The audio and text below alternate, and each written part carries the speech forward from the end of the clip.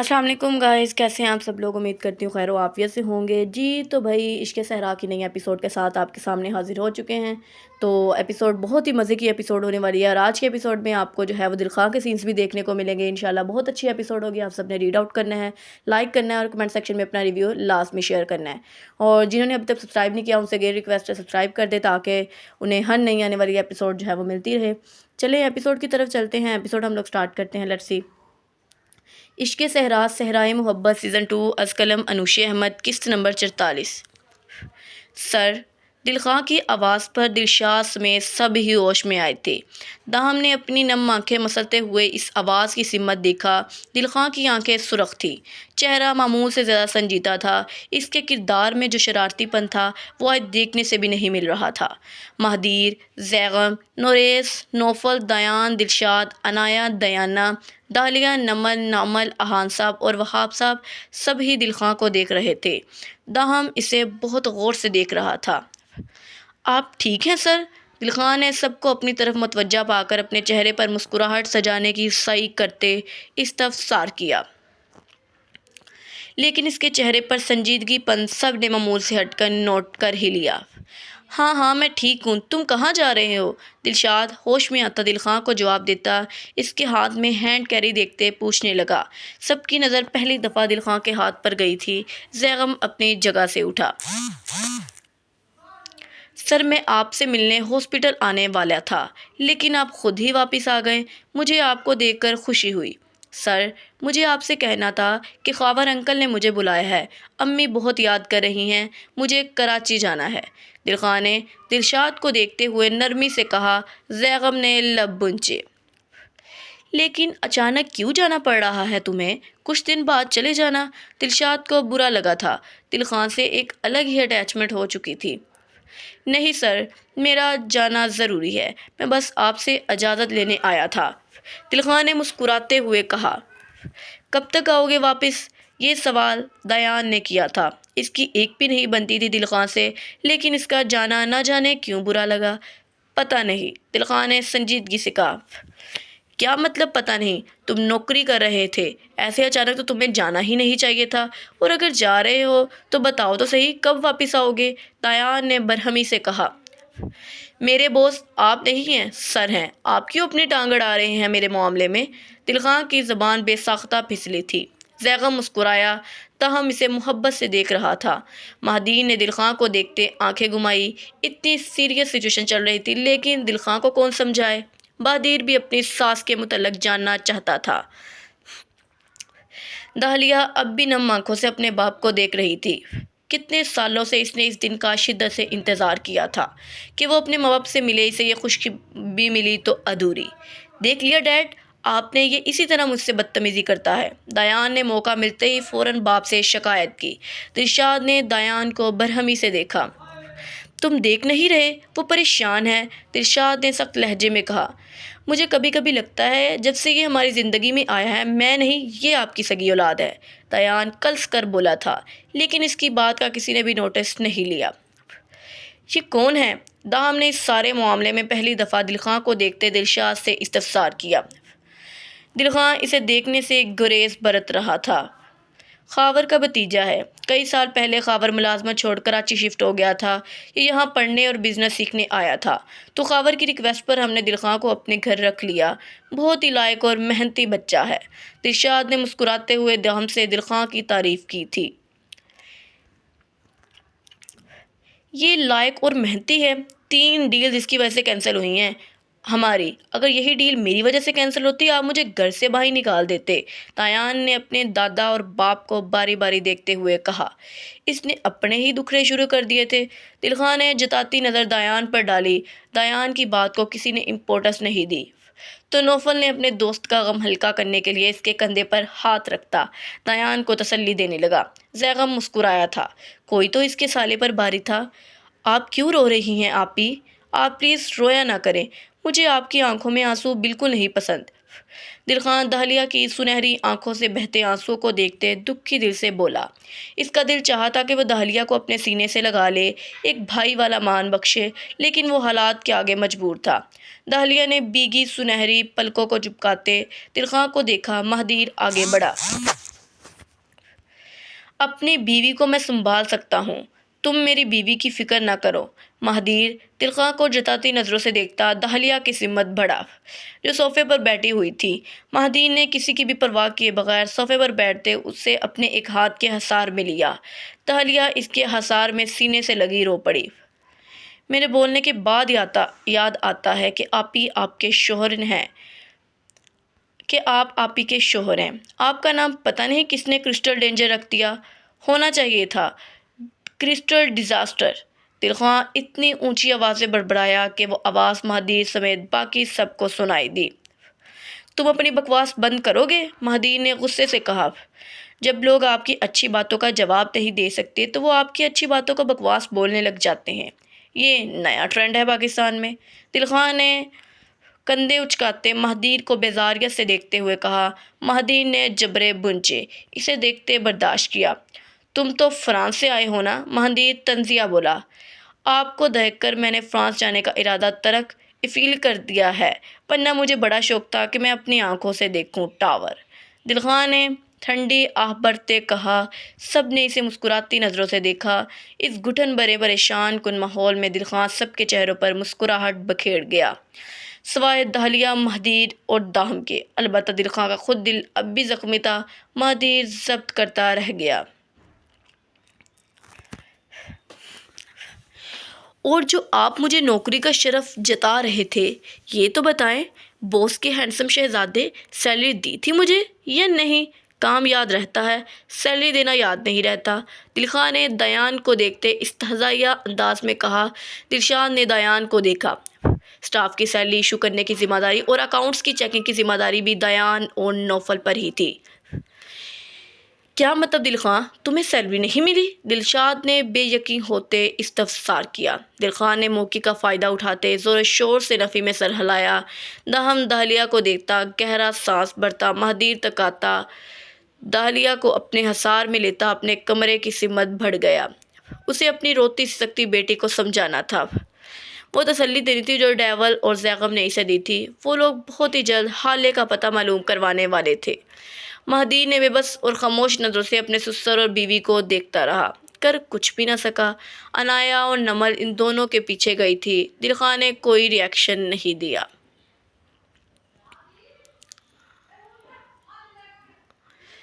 اب ہماری شکل کیا دیکھ رہے ہو تم بھی جا سکتے ہو۔ دیان کو دلخواہ پر غصہ تھا۔ وہ اسے دیکھتا، آنکھیں گھما کر دروازے کی سمت اشارہ کرتا ایک آئی برو اچکاتے ہوئے بولا۔ سر، سب کی سیلری ایشو ہو چکی تھی، لیکن آپ کے ہینڈسم شہزادے نے صرف میرے اکاؤنٹ کو نہیں بھرا۔ دلخواہ نے دلشاد کو دیکھتے ہوئے دیان کی شکایت لگائی، جو پہلے سے ہی دیان کے انداز پر اسے گھور رہا تھا، جبکہ دلخواہ کے دوسری دفعہ ہینڈسم شہزادے کہنے پر سب کے لبوں کو مسکراہٹ نہیں چھوا۔ تو تم نے بھی تو ہماری کمپنی کا نقصان کیا۔ ہماری 3 ڈیلز کینسل ہوئی تھی، تمہاری سیلری کٹ گئی۔ دیان نے بنا اثر لیے اسے جواب دیا۔ اللہ پوچھے گا، ہضم نہیں ہوگا آپ کو میری حق حلال کی کمائی کا پیسہ۔ دلخواہ غصے سے ناک سکوڑ کر پیر پٹکتے ہوئے دروازے کی سمت بڑھ گیا۔ دلشاد اسے آواز بھی نہ دے سکا۔ دلخواہ اتنی تیزی سے دروازہ بور کر گیا۔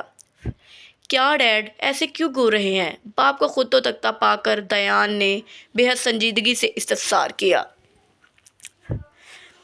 اگر تم چاہتے ہو کہ میں تمہیں واقعی گھر سے نہ نکالوں، وہ بھی تمہارے چاچو کے سامنے، تو انسان کی طرح برتاؤ کرو دلخواہ کے ساتھ۔ دلشاد نے دیان کو گھورتے ہوئے کہا۔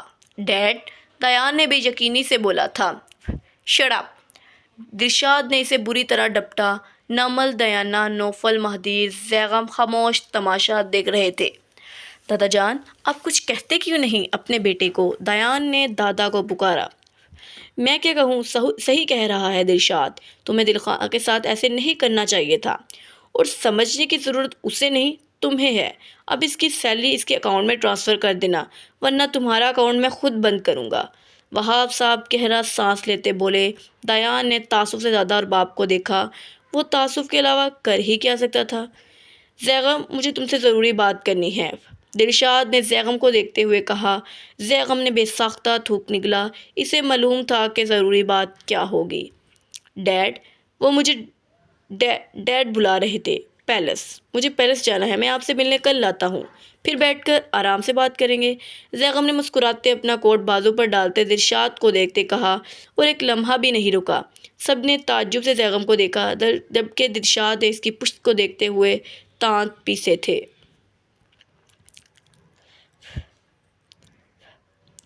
تمہیں اور تمہارے باپ کو تو سیدھا کرتا ہوں میں، دلشاد بڑبڑاتا سر جھٹک گیا۔ مہدیر، وہاب صاحب، احان صاحب، دلشاد، نوریز، نوفل اور دیان کے ساتھ بیٹھا تھا۔ دلشاد کچھ دیر ان سب کے ساتھ بیٹھنے کے بعد اپنے کمرے میں عنایہ کو یاد کروانے پر چلا گیا۔ اس نے رات بھر بھی آرام نہیں کیا تھا اور اب بھی دہم کے آنے کی خوشی اور حالے کی فکر میں وہ سکون حاصل نہیں کر پا رہا تھا۔ عنایہ نے اسے زبردستی اسے پرہیزی کھانا کھلا کر دوائی دیتے اسے آرام کرنے کو کہا۔ وہ اپنے کمرے میں آرام کرنے چلا گیا تو احان صاحب، نوریز، نمل اور نوفل بھی اپنے گھر واپس جا چکے تھے۔ دہم داہلیہ کے ساتھ اپنے کمرے میں تھا۔ ان سب کا دل تھا کہ ان کے ساتھ بیٹھ کر گھنٹوں باتیں کرے، لیکن انہیں یہ سب وقت مناسب نہیں لگا۔ داہلیہ اور دہم کو اس وقت ایک دوسرے کی ضرورت تھی۔ وہاب صاحب بھی اپنے کمرے میں آرام کرنے کی غرض سے چلے گئے۔ دیان اور دیانہ مہدیر کے ساتھ لاؤنج پہ بیٹھے تھے۔ دیان کو بھی بہت نیند آ رہی تھی۔ مہدیر کچھ دیر وہاں رکتا، دہم کے کمرے کی سمت بڑھا۔ کیا میں اندر آ سکتا ہوں؟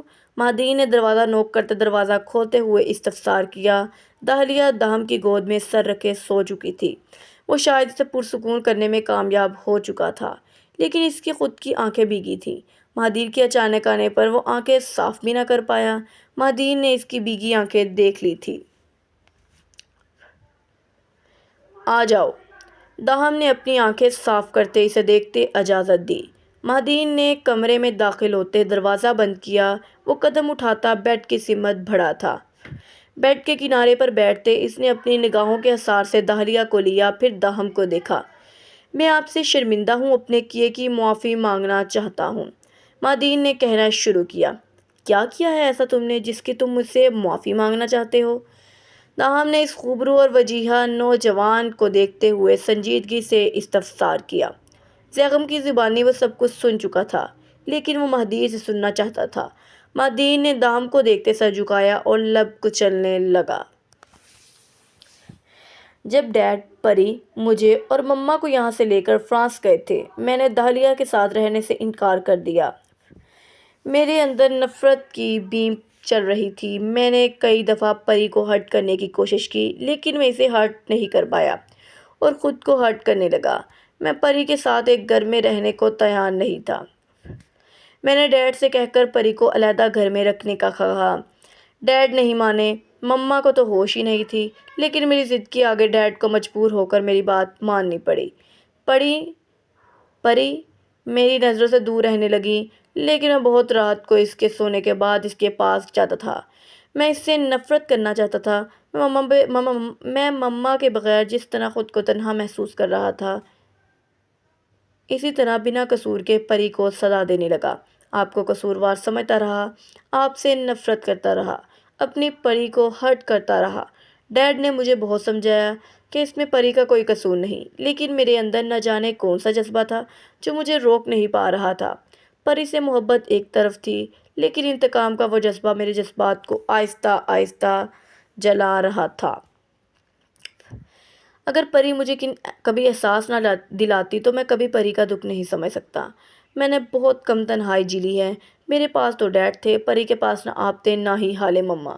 میں آپ سب کا گناہ گار ہوں، آپ کا، پری کا۔ ڈیڈ بتاتے ہیں کہ میرا پیدا ہونے پر آپ نے اعلانیہ کہا تھا کہ میں آپ کا داماد ہوں، حالانکہ تب تو پری پیدا بھی نہیں ہوئی تھی۔ جب میں پیدا ہوا اس دن ہی آپ کو حالے مما کی پریگنینسی کا پتہ چلا۔ آپ کو مجھ سے بہت محبت تھی۔ میں نے ایک لمحے کے لیے بھی آپ سے محبت کا پاس نہیں رکھا۔ میں عشق صحرا کو خود کا امتحان سمجھتا رہا۔ شاید میرے جیسے سبھی کردار عشق صحرا کو اپنی زندگی کا امتحان سمجھتے رہے، لیکن عشق صحرا کی کہانی تو آپ کی تھی۔ اس کہانی میں سب سے زیادہ دکھ آپ نے اٹھایا۔ میں آپ سے شرمندہ ہوں کہ میں آپ کی امانت، آپ کی بیٹی کا خیال نہیں رکھ پایا۔ مہدیر نے نظریں جھکائے داہلیہ کے خوبصورت چہرے کو دیکھتے ہوئے کہا۔ دہم اس کے جھکے ہوئے سر کو خاموش نظروں سے دیکھتا رہا۔ اس کے ہر لفظ میں پچھتاوا تھا، اذیت تھی، وہ اس کے لہجے سے محسوس کر سکتا تھا۔ کہ اس اعتماد واقعی شرمندہ ہے۔ تمہیں اس کی معافی مجھ سے نہیں، میری بیٹی سے مانگنی چاہیے، دہم نے کہا۔ مہدین نے نظریں اٹھا کر اسے دیکھا۔ اس کی آنکھیں بھیگے تھیں۔ دہم کو دلکش یاد آئی۔